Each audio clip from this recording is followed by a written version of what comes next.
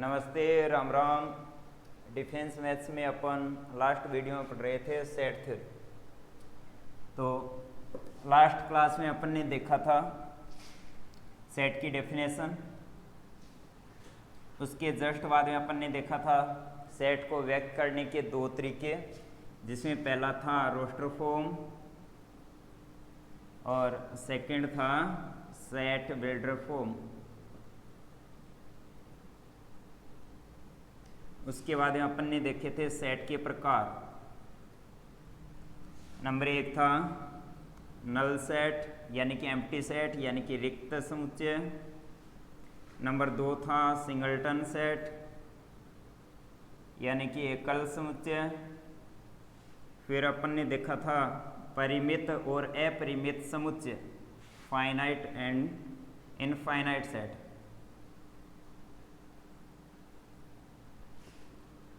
Next था equal set यानी कि समान समुच्चय। फिर एक था इक्विवेलेंट सेट यानी कि समतुल्य या फिर तुल्य समुच्चय। इसी क्रम में अपन ने देखा था सबसेट यानी कि उप समुच्चय। किसी सेट के सबसेट यानी कि उप समुच्चय, जो कि दो प्रकार के थे, प्रॉपर सबसेट, प्रॉपर यानी कि उचित उपसमुच्चय, और एक था इम्प्रॉपर यानी कि अनुचित उपसमुच्चय।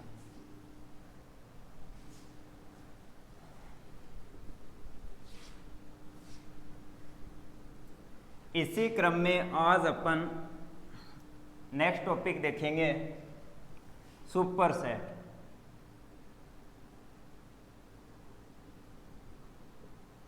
सुपर सेट यानी कि आदि समुच्चय। आज का अपना टॉपिक है आदि समुच्चय यानी कि सुपर सेट। तो सुपर सेट क्या होता है?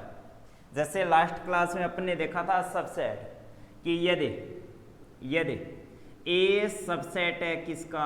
बी का। यदि ए सबसेट है किसका? बी का, तब जो बी होता है वो ए का सुपर सेट अर्थात आदि समुच्चय कहलाता है, और आदि समुच्चय का सिंबल ये वाला होता है। यदि ए बी का सबसेट है तब बी ए का सुपर सेट कहलाता है। B is set to B super set. यदि ए बी का सबसेट है तब बी ए का सुपर सेट कहलाता है, और सुपर सेट का सिंबल ये वाला होता है। ठीक है, नेक्स्ट अपन देखते हैं पावर सेट। नेक्स्ट हेडिंग है अपनी पावर सेट। पावर सेट यानी कि घात समुच्चय।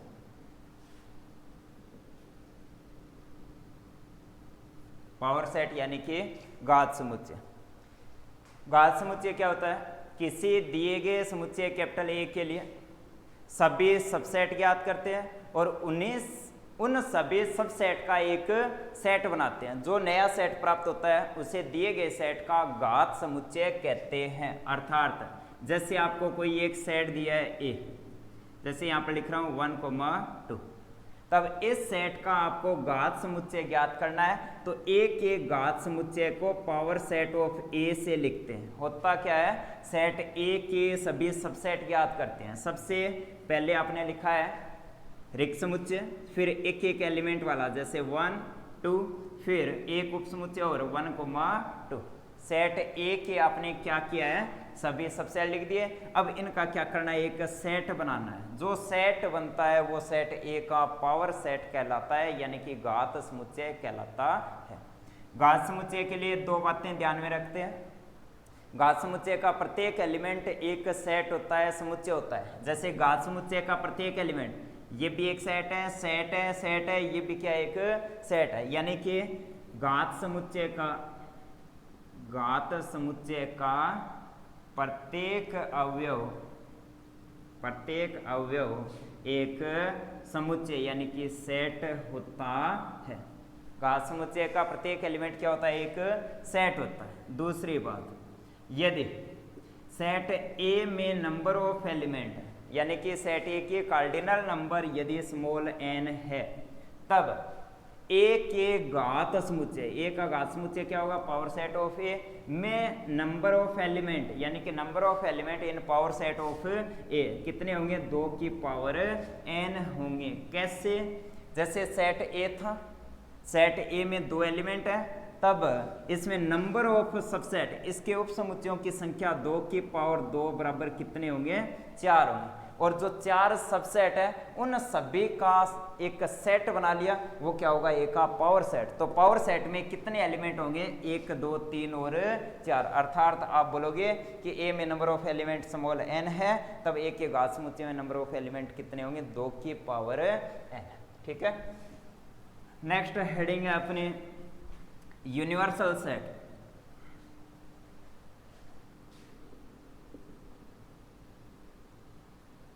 यूनिवर्सल सेट यानी कि सार्वत्रिक समुच्चय।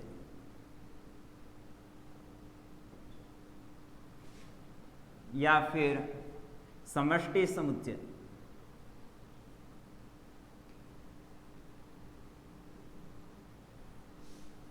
सार्वत्रिक समुच्चय या फिर समष्टि समुच्चय। देखो, सार्वत्रिक समुच्चय क्या होता है, किसी दिए गए क्वेश्चन के संदर्भ में, किसी दिए गए क्वेश्चन के संदर्भ में एक ऐसा सेट जिसके लिए बाकी सभी सेट क्या हो, सबसेट हो। अर्थात अपन बोल सकते हैं किसी दिए गए क्वेश्चन में जितने भी सेट दिए गए हैं उन सबका सुपर सेट, जितने भी सेट दिए गए उन सबका सुपर सेट क्या कहलाता है, यूनिवर्सल सेट। अर्थात ऐसा समुच्चय जिसके लिए अन्य सभी समुच्चय क्या हो, सबसेट हो, अन्य सभी सेट क्या हो, सबसेट हो, वो क्या कहलाता है, पावर सेट क्या कहलाता है, यूनिवर्सल सेट कहलाता है। जैसे उदाहरण के रूप में मैं लिख रहा हूं कि ए दिया है आपको 1 2 3 दिया है, जैसे बी दिया है 2 3 4 5 मान लिया, और सी लिख रहा हूं जैसे 5 6 7 8, और इन सब के लिए एक सेट लिख रहा हूं जैसे 1 2 3 4 5 6 7 8 और 9 लिख दिया। जैसे 4 सेट है, ए है, बी है, सी है, और इसका नाम लिख रहा हूं एक बार जैसे कैपिटल है यू।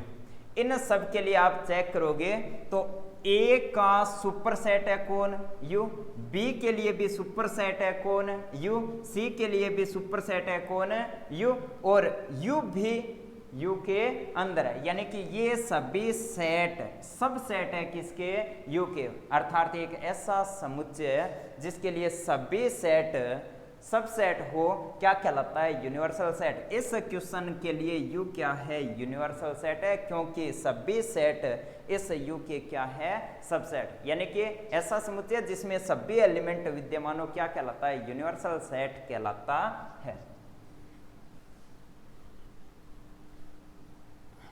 नेक्स्ट हेडिंग है,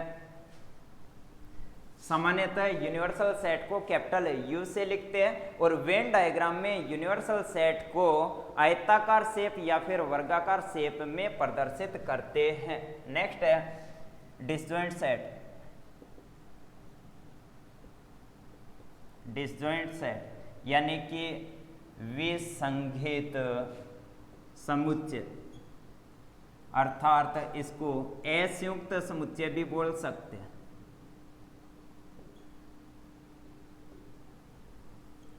कोई दो सेट जैसे कैपिटल ए और कैपिटल बी, कोई दो समुच्चय कैपिटल ए व कैपिटल बी परस्पर डिसजॉइंट सेट कहलाते हैं। कब, जब उन दोनों में कॉमन एलिमेंट विद्यमान हो। कॉमन का अर्थ होता है इंटरसेक्शन। ए और बी डिसजॉइंट सेट कहलाते हैं कब, जब इन दोनों में कॉमन एलिमेंट, कॉमन का अर्थ है इंटरसेक्शन, कॉमन एलिमेंट विद्यमान ना हो, कॉमन कुछ भी ना हो, यानी कि कॉमन सेट क्या हो इनका, रिक्त समुच्चय। अर्थात ए इंटरसेक्शन बी बराबर अगर फाई आता है तो आप बोलते हो कि ए और बी परस्पर डिसजॉइंट अर्थात असंयुक्त समुच्चय है। जैसे उदाहरण के रूप में आप लिख सकते हो कि ए दिया है जैसे 1, 2, 3, और बी लिख रहा हूं जैसे 4, 5 और 6। इन दोनों में कॉमन कॉमन एलिमेंट कुछ भी नहीं है, अर्थात इन दोनों का इंटरसेक्शन कॉमन क्या है, फाई। अगर इंटरसेक्शन फाई हो तो ए और बी असंयुक्त अर्थात डिसजॉइंट सेट कहलाते हैं। ठीक है, नेक्स्ट है वेन डायग्राम, वेन आरेख। वेन आरेख, वेन आरेख क्या होता है? वह आरेख, वेन आरेख क्या होता है? वह आरेख या डायग्राम जिसकी सहायता से दो या दो से अधिक समुच्चयों के गुणों का अध्ययन किया जाता है, क्या कहलाता है? वेन डायग्राम कहलाता है। वेन डायग्राम में आप क्या करते हो, दिए गए क्वेश्चन के रेस्पेक्ट में जो यूनिवर्सल सेट होता है उसको वर्गाकार शेप में लिखते हैं और बाकी अन्य जो सेट होते हैं उनको वर्ताकार शेप में लिखते हैं। जैसे उदाहरण के रूप में अगर अपन समझें तो जैसे सेट ए दिया है 1 2 3 लिख दिया, सेट बी दिया है, यहाँ पर लिख रहा हूँ जैसे 4 5 6 और 7 लिख दिया। इन दोनों के लिए, इन दोनों को आपको लिखना है किसमें? वेन डायग्राम में। तो कैसे लिखोगे? सबसे पहले इन दोनों के लिए आप क्या करोगे? यूनिवर्सल सेट, सार्वत्रिक समुच्चय। सार्वत्रिक समुच्चय क्या था? जिसके अंदर ए भी विद्यमान हो और बी भी विद्यमान हो। जैसे यूनिवर्सल सेट यहाँ पर लिख रहा हूँ मैं 1 2 3 4 5 6 और 7, इसके अंदर ए भी विद्यमान है और क्या है? बी के एलिमेंट भी विद्यमान है। तो इन दोनों के लिए यू क्या है? यूनिवर्सल सेट है। अगर वेन डायग्राम बनाना है तो आप क्या करते हो कि जो यूनिवर्सल सेट होता है उसको आयताकार शेप में लिखते हैं और जो अन्य सेट होते हैं उनको आप क्या करते हो? वर्ताकार शेप में लिखते हो। जैसे इसका वेन डायग्राम, तो ये क्या है? आपका यूनिवर्सल सेट। इस बॉक्स के अंदर 1 2 3 4 5 6 7 सभी विद्यमान होंगे। अब इस बॉक्स के अंदर आपको क्या करना है? ए लिखना है। बॉक्स का सबसेट ए है तो ए को आप क्या करोगे? वर्ताकार शेप में, जिसके अंदर एलिमेंट है 1 2 3, तो यहाँ पर लिख दिया 1 2 और 3। अब क्या करोगे? बी को लिखना है। तो बी को लिखने के लिए पहले इन दोनों में कॉमन देखो, कॉमन कुछ भी नहीं है तो बी को ए से अलग बनाएंगे। इसका नाम लिख दिया जैसे बी। बी के अंदर एलिमेंट है 4 5 6 और 7, तो यहाँ पर लिख दिया 4 5 6 और 7। क्या करना है? वेन डायग्राम, वेन डायग्राम में प्रदर्शित करना है। तो सबसे पहले यूनिवर्सल सेट बॉक्स से, फिर ए को लिखोगे, फिर बी को। ए के जो एलिमेंट है उसको वर्त में, फिर बी के जो एलिमेंट है उसको वर्त में। इन दोनों में कॉमन कुछ भी नहीं है तो ए और बी दोनों सेपरेट अलग अलग लिखेंगे। एक अन्य उदाहरण देखते हैं। जैसे ए बराबर यहाँ पर लिख दिया 1 2 3, बी बराबर 3 4 और 5 लिख दिया। तो इसके लिए यूनिवर्सल सेट क्या लिखोगे? 1 2 3 4 और 5 सभी एलिमेंट विद्यमान है। जैसे तो वेन डायग्राम अगर आप बनाओगे तो सबसे पहले यूनिवर्सल सेट यू लिख दिया। क्या करना है आपको? ए लिखना है। ए के अंदर 3 एलिमेंट है तो ये लिख दिया आपने ए, 1 लिख दिया, 2 लिख दिया और 3 लिख दिया। अब क्या करना है आपको? बी लिखना है। तो बी लिखने से पहले कॉमन देखोगे, ए और बी में कॉमन क्या है? 3 है। 3 ए के अंदर भी होना चाहिए और बी के अंदर भी होना चाहिए, तो बी आपका यहाँ से गुजरेगा। ये अगर बी है तो ये जो 3 है ये ए के अंदर भी है और 3 किसके अंदर है? बी के अंदर भी विद्यमान है। तो बी के शेष एलिमेंट है उनको यहाँ पर लिखोगे 4 5। ये क्या है? Venn diagram.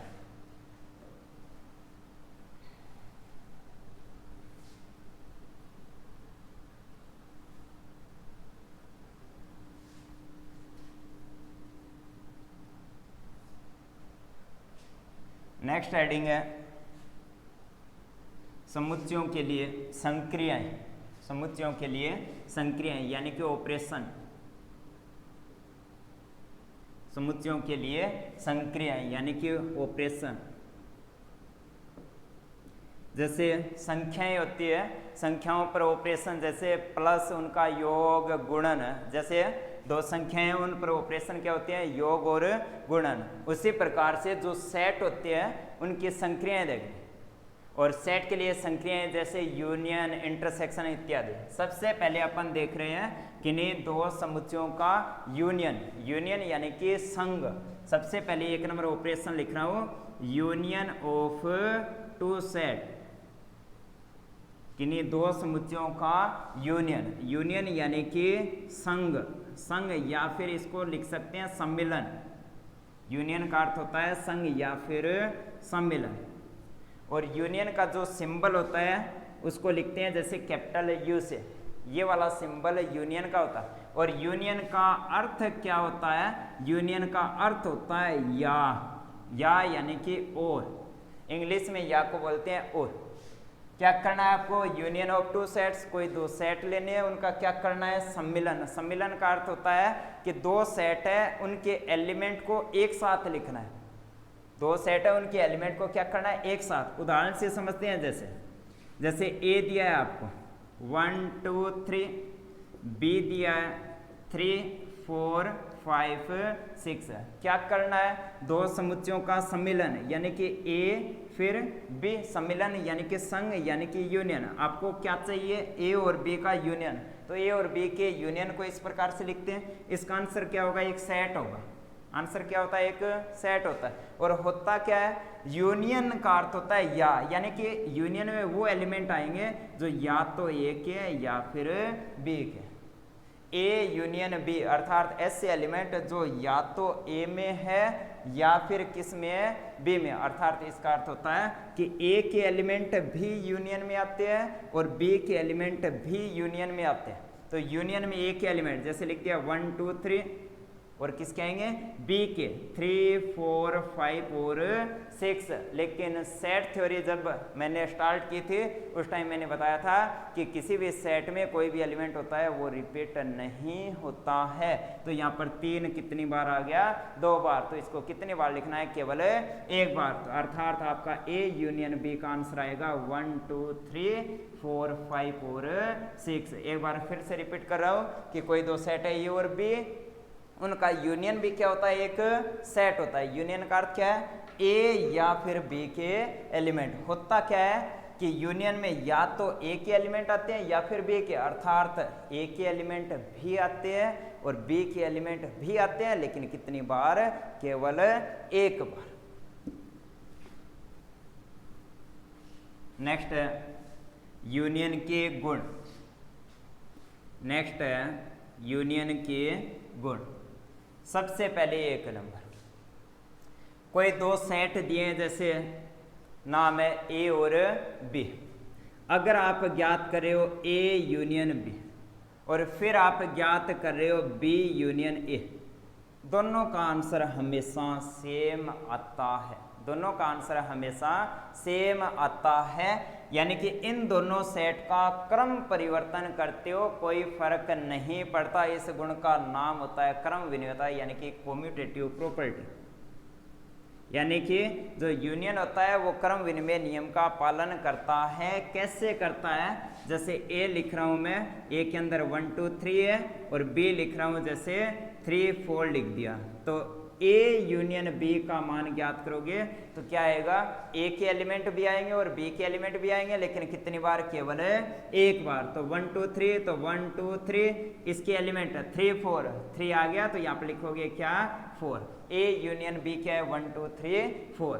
B union A ज्ञात करे हो तो जैसे पहले बी के एलिमेंट है, बी का एलिमेंट लिख दिया 3 4। अब किसके एलिमेंट? ए के एलिमेंट जो रिपीट हो रहा है उसको केवल एक बार। ए में 1 2 3 है तो यहाँ पे लिख दिया 1 2, लेकिन 3 नहीं आएगा। सेट थ्योरी में शुरुआत में मैंने बोला था कि जो एलिमेंट होते हैं उनको आगे पीछे अगर लिखते हो कोई फर्क नहीं पड़ता। 1 है इसमें भी 1, 2 है इसमें भी 2 है, 3 है इसमें भी 3 है, 4 है इसमें भी क्या है? 4 है। तो ये दोनों क्या है? सेम है। अर्थात आप बोल सकते हो कि यूनियन क्रम विनिमय नियम का पालन करता है।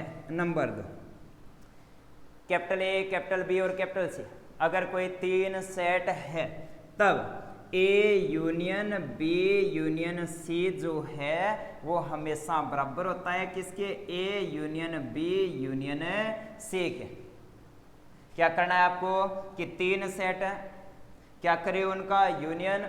ये जो ब्रैकेट दिया है सबसे पहले ब्रैकेट को हल करते हैं। इसका अर्थ क्या है कि पहले बी और सी का सम्मिलन करते हो, जो आंसर आता है उसका सम्मिलन करोगे किसके साथ?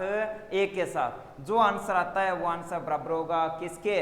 कि ए और बी का पहले यूनियन लो, जो आंसर आता है, जो सेट आता है, उसका यूनियन करोगे किसके साथ, सी के साथ, यानी कि आगे पीछे क्रिया करवा रहे हो कोई फर्क नहीं पड़ता। और 3 सेट के लिए आगे पीछे अगर उनका यूनियन कर रहे हो फर्क नहीं पड़ता। इस प्रॉपर्टी को नाम देते हैं क्या, एसोसिएटिव, यानी कि साहचर्य गुण, यानी कि यूनियन साहचर्य नियम का पालन करता है, यानी कि एसोसिएटिव जो गुण होता है उसका यूनियन पालन करता है। नंबर 3, जैसे यहाँ पर लिख रहा हूँ A union A, A union A दिया आपको, जैसे 1 2 3, फिर ए 1 2 3, क्या करना है, ए यूनियन ए, तो ए के एलिमेंट आएंगे, लिख दिया 1 2 3, फिर वापस ए के, वापस ए के, तो सेम है, रिपीट नहीं होगा, तो वापस क्या आ रहा है 1 2 3, 1 2 3 का नाम क्या है, ए, यानी कि ए यूनियन ए का आंसर हमेशा क्या होता है, सेट ए। किन्हीं 2 सेम सेट का यूनियन अगर आप करते हो तो आंसर हमेशा सेम सेट प्राप्त होता है। नेक्स्ट इसी प्रकार ए यूनियन 5 जो है इसका आंसर, जैसे ए है और दूसरा क्या है, जैसे 5 के अंदर कुछ भी नहीं है, तो इसका आंसर ए के एलिमेंट 5 में कुछ है नहीं, तो आंसर क्या आता है, हमेशा ए आता है। तो ए यूनियन 5 का आंसर होता है हमेशा क्या, ए। या फिर इसको लिख सकते हैं 5 यूनियन ए, 5 यूनियन ए, इन दोनों का आंसर भी क्या होगा, ए होगा। इसको देखकर आपको पता चल रहा है कि आपने एक किसी भी ऑपरेशन के लिए आप एक गुण जानते हो क्या, तत्समक, आइडेंटिटी एलिमेंट, यानी कि तत्समक। तत्समक क्या होता है, जिसका कोई फर्क ना पड़े।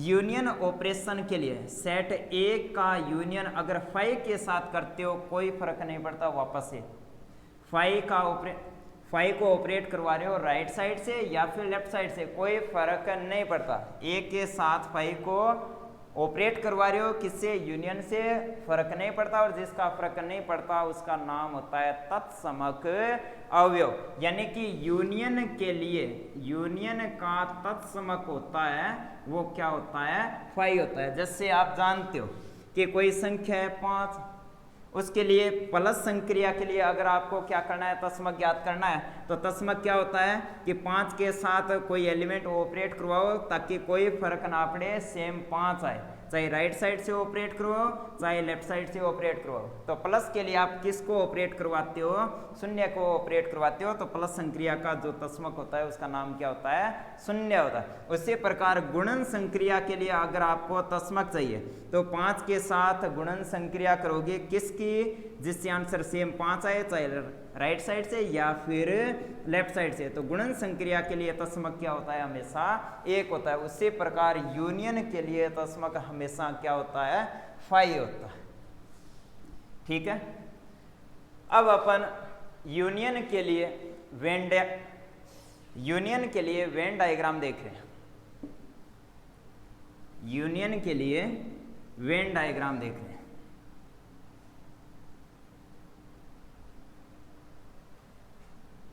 यूनियन के लिए वेन डायग्राम, ठीक है। तो देखो कोई सेट ए दिया और कोई सेट बी दिया, 2 सेट है, वेन डायग्राम चेक करना है। तो पहला केस, अगर ए और बी दोनों डिसजॉइंट सेट हो, डिसजॉइंट सेट यानी कि इन दोनों में कुछ भी कॉमन है नहीं है। उदाहरण के रूप में जैसे ए में क्या है 1 और 2 है और बी में क्या है जैसे 3 और 4 है, कॉमन कुछ भी नहीं है। तो ए यहाँ पर लिख सकते हो, बी यहाँ पर लिख सकते हो। ए के अंदर 1 और 2 है, ए को ऐसे लिख दिया मैंने। बी के अंदर जैसे 3 और 4 है, बी को ऐसे लिख दिया। आपको क्या करना है, यूनियन चाहिए। तो यूनियन में क्या होगा, ए के एलिमेंट भी आएंगे और बी के एलिमेंट भी। तो ए के एलिमेंट इसमें है, इस शेप में, और बी के एलिमेंट इसमें है।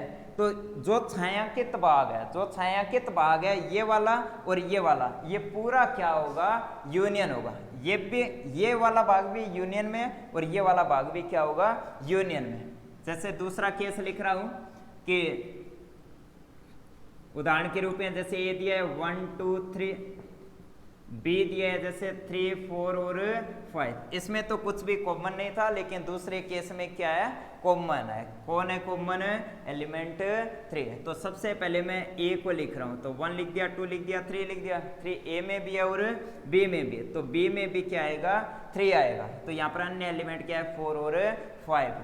यूनियन में क्या आता है, ए यूनियन बी। यूनियन में क्या आता है, ए के एलिमेंट 1, 2, 3 और बी के एलिमेंट है, तो बी में भी क्या है, 3 है, तो 3 एक बार आएगा, 3, 4 और 5। यानी कि एक ऐसा सेट होगा, वो भाग होगा जिसमें 1 भी है, 2 भी है, 3 है, 4 है और क्या है, 5 है। तो इस ये वाला भाग भी कवर होगा यूनियन में, 3 भी आएगा और ये वाला भाग भी होगा। यानी कि आपका यूनियन क्या होगा, ये जो पूरा छायांकित भाग है, पूरा छायांकित भाग किस में होगा, यूनियन में।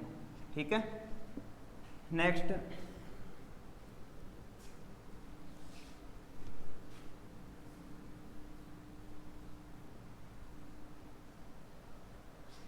नेक्स्ट 2 नंबर है इंटरसेक्शन।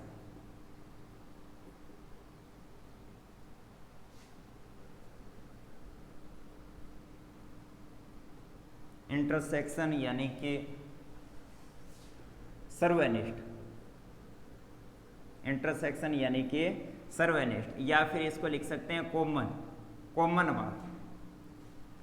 किन्हीं दो समुच्चयों का कॉमन भाग इंटरसेक्शन यानी कि सर्वनिष्ठ। जैसे कोई दो सेट दिए ए 1, 2 और 3, दूसरा दिया है बी 3, 4 और 5। तो सेट ए और बी का सर्वनिष्ठ इंटरसेक्शन, इंटरसेक्शन एक ऐसा सेट होता है जिसमें ए और बी दोनों के कॉमन एलिमेंट विद्यमान हो। इंटरसेक्शन नाम से ही पता है, नाम से ही पता चल रहा है क्या, कि कॉमन भाग ए और बी के इंटरसेक्शन में, ए और बी के इंटरसेक्शन में वो एलिमेंट आते हैं जो कि ए में भी है और बी में भी है। यानी कि ए और बी का जो कॉमन भाग होता है, जो कॉमन एलिमेंट आते हैं, कॉमन एलिमेंट होते हैं, वो किस में आते हैं, इंटरसेक्शन में। तो इंटरसेक्शन इन दोनों का ज्ञात करे हो तो इंटरसेक्शन में क्या आएगा, केवल 3, तो यहाँ पर लिख दिया 3। ठीक है, अगर गणितीय रूप में आप इंटरसेक्शन को देख रहे हो तो इंटरसेक्शन को लिखोगे ए इंटरसेक्शन बी। समुच्चय निर्माण विधि से लिख रहे हो सेट को, तो यहाँ पर एक एलिमेंट लिख दिया x। x के बारे में बताओगे कि x belongs to A, common यानी कि a में है और b में भी होना चाहिए, तो यहाँ पर लिख दिया and x belongs to b। Intersection में कौन है, x है, और x कौन सा एलिमेंट है, जो कि a में भी है और b में भी है, दोनों में कॉमन होना चाहिए। अगर वेन डायग्राम से अपन देखते हैं तो यहाँ पर a लिख दिया, a में एलिमेंट है 1, 2, 3, तो 1, 2, 3, b लिख दिया, b में कॉमन 3 है, तो b यहाँ पर 4 और क्या लिखा 5, ये a है ये b है। कौन सा भाग है जो a के अंदर भी है और b के अंदर भी, ये वाला जो भाग है ये किसमें, a में और b में, तो ये जो भाग है छायांकित भाग है, ये क्या है, a इंटरसेक्शन है b, तो यहाँ पर लिख दिया a इंटरसेक्शन है b। ठीक है, ये अपन ने अभी तक नहीं देखा था, फिर से बता रहा हूं कि जो यूनियन था उसकी गणितीय परिभाषा क्या थी, कि यूनियन में एलिमेंट क्या है, x है। x किस में होता है, या तो a में, x किस में, या तो a में, या को क्या लिखोगे, या अर्थात इंग्लिश में क्या लिखोगे, और x belongs to b। Union में कौन से एलिमेंट होंगे, x होंगे, जो कि या तो a में या फिर b में। अगर यहाँ पर इंटरसेक्शन लिख रहे हो तो इंटरसेक्शन में कौन है, x है, जो कि a के अंदर भी है और किसके अंदर है, b के, दोनों के अंदर विद्यमान है। यहाँ पर तो क्या है, या, और यहाँ पर क्या है, तथा। x a में भी होना चाहिए तथा b, दोनों में होना चाहिए, और इसमें कहाँ पर होगा, या तो a में हो या फिर किस में हो, b में। नेक्स्ट है इंटरसेक्शन के गुण।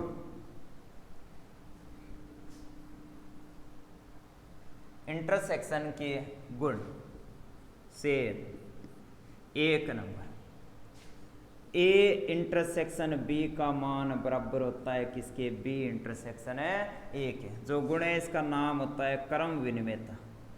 गुण है उसका नाम क्या होता है, क्रम विनिमेयता।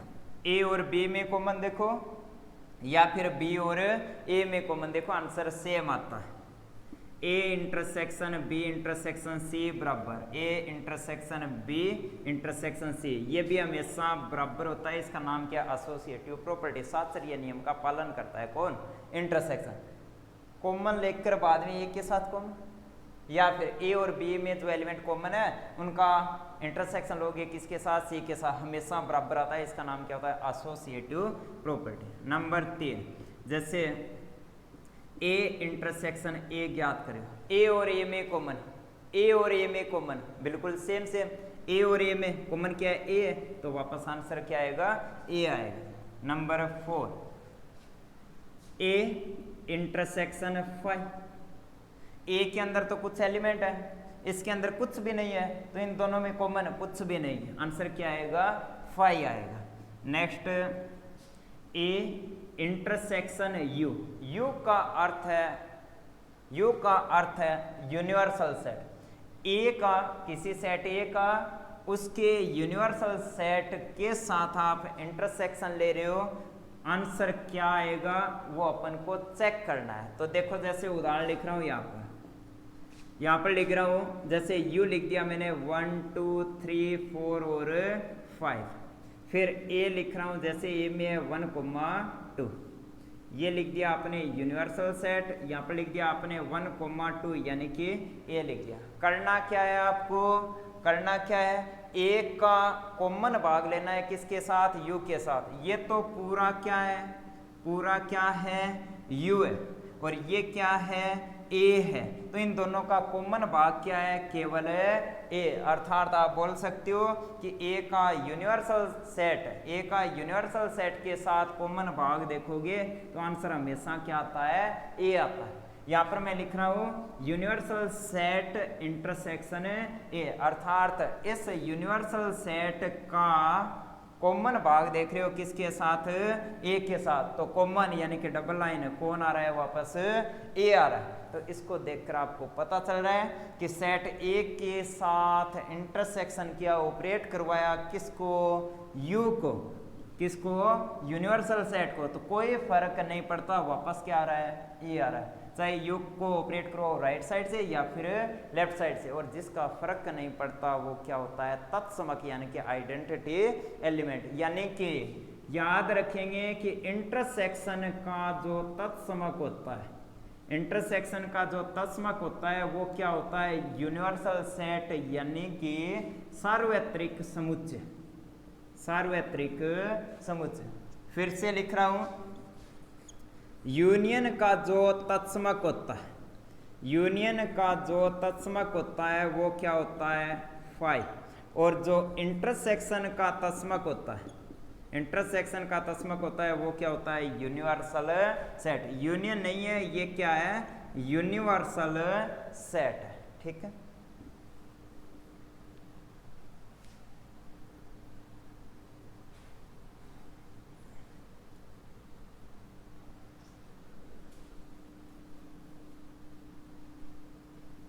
नेक्स्ट है, नेक्स्ट है complement set. Complement set of A set, यानी कि किसी समुच्चय का पूरक समुच्चय, किसी समुच्चय का पूरक समुच्चय। देखो उदाहरण से देखते हैं,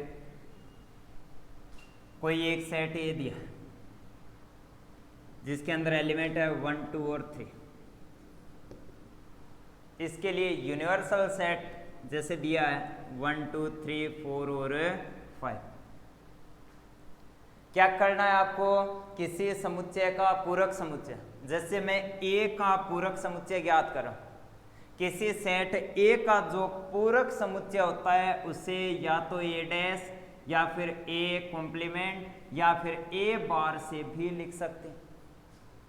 किसी समुच्चय ए का पूरक समुच्चय आपको चाहिए तो उसको लिखते हैं ए डैश से या फिर ए कॉम्प्लीमेंट या फिर ए बार से। होता क्या है कि ए डैश यानी कि ए के पूरक समुच्चय में वो एलिमेंट आते हैं जो ए के अंदर विद्यमान ना हो परंतु यूनिवर्सल सेट में विद्यमान हो। ए के पूरक समुच्चय में वो एलिमेंट आते हैं जो कि ए में विद्यमान ना हो परंतु यूनिवर्सल सेट में विद्यमान हो। वेन डायग्राम से देखो, ये क्या है यूनिवर्सल सेट, ये क्या है ए है, ए में एलिमेंट है 1 2 3 1 2 3 और यूनिवर्सल सेट में है 1 2 3 साथ में क्या है 4 और 5।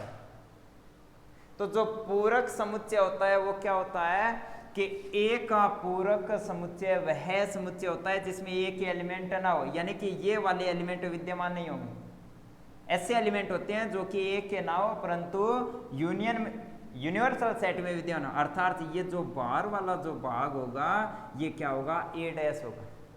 ए का पूरक ए डैश से लिखते हैं, क्या होता है वह भाग होता है जिसमें ए ना हो लेकिन किस में होगा यूनिवर्सल सेट में, अर्थात ए डैश क्या होगा यूनिवर्सल सेट माइनस सेट ए। यूनिवर्सल सेट में से ए के जो एलिमेंट है उनको हटा देते हैं, अर्थात ए डैश में जो ए वाले एलिमेंट है उनको हटा देंगे, 1 2 3 को हटा देंगे तो क्या आएगा 4 5 आएगा। ठीक है, नेक्स्ट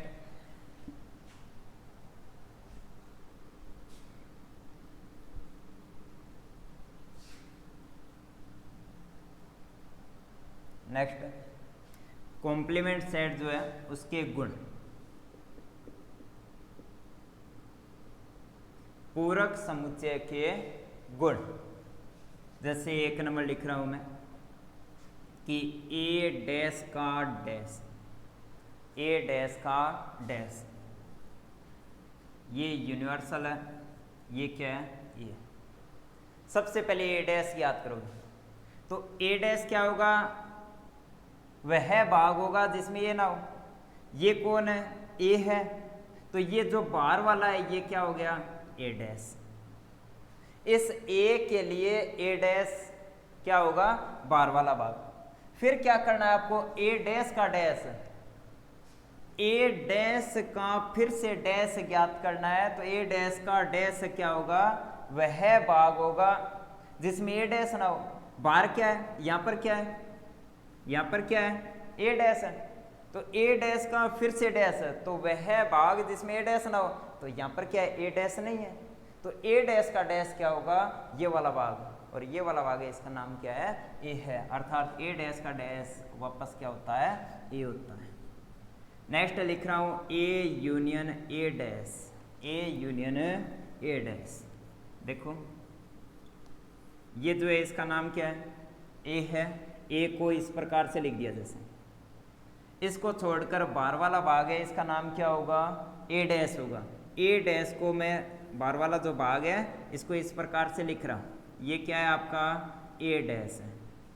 क्या करना है A union A dash, union का अर्थ क्या होता है सम्मिलन, यानी कि सभी एलिमेंट है किसके ए वाला भाग भी यानी कि ए के एलिमेंट भी और ए डैश के एलिमेंट भी सभी, यानी कि पूरा भाग आना चाहिए। तो ये वाला भाग भी आएगा, ये आ गया, बाहर वाला भाग ये भी पूरा आएगा, यानी कि ये पूरा भाग कवर हो गया और पूरा भाग है इसका नाम क्या है यू, यानी कि यूनिवर्सल सेट। तो ए यूनियन ए डैश बराबर होगा किसके यूनिवर्सल सेट के। किसी सेट में उसका पूरक समुच्चय का संग या फिर सम्मिलन यूनियन किया जाता है तो आंसर क्या आता है यूनिवर्सल सेट आता है। Next A intersection A dash, A intersection A dash, ये जैसे ये बाहर वाला है इसका नाम क्या है, ये तो जैसे ये बाहर वाला है इसका नाम क्या है ए डैश है। तो इन दोनों में ये तो ये बाहर वाला है इसका नाम क्या है ए डैश, इन दोनों में कॉमन क्या है कुछ भी नहीं है। बाहर वाला भाग तो अलग है अंदर वाला भाग अलग है, इन दोनों में कॉमन अर्थात इंटरसेक्शन क्या है कुछ भी नहीं, कुछ भी नहीं तो उसका नाम क्या होगा फाई होगा। ठीक है, आज के लिए इतना ही, बाकी अपन नेक्स्ट वीडियो में देखेंगे। उसके बाद अपन इस टॉपिक पर जितने भी क्वेश्चन बनते हैं वो सब क्वेश्चन करेंगे 0 लेवल से लेकर हाई लेवल तक। आज के लिए इतना ही, धन्यवाद, थैंक यू।